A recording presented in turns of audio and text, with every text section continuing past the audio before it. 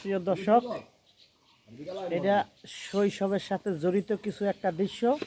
দেখেন ওই যে লবণ রাখছে, তারপরে এই যে আম। তবে এটা শৈশব জড়িত, যেমন এই আমটা চুরি করা হয়েছে। আমরা এই যে তিনজন ওই যে দাও আম জারাতে আমরা চুরি করি নাই, না বলে আনছি। এ গাছের থেকে চুরি করছে।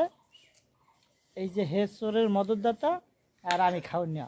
এই তুই তো চোর, ঠিক আছে, তুই তো ব্যাগটা তো চুরি করছিস এই যে আগে। এই যে দেখেন, আমরা কিন্তু না বলে আনছি, এই কালটা এই চুরি করে তিন খাইনি। হ্যাঁ তিন চোর ওই এক জায়গায় বয়া, ওই যে দেখেন, ওই যে মামা তুমি লবণ নিয়ে এসো, যাও। এই যে দেখছেন তুমি লবণ চুরি করে লাগবে। নিয়ে এসো, কেউ যাও। তুই তো যদি লবণ চোর, কেউ লবণ চোর। যদি লবণ থাকে, কারো যদি লবণ থাকে আমাকে একটু দিতে পারেন। এই যে আম খাওয়ার জন্য আমরা যথেষ্ট পরিমাণ লবণ পাই না, একটু লবণ পাইছি একটা দোকানের থেকে।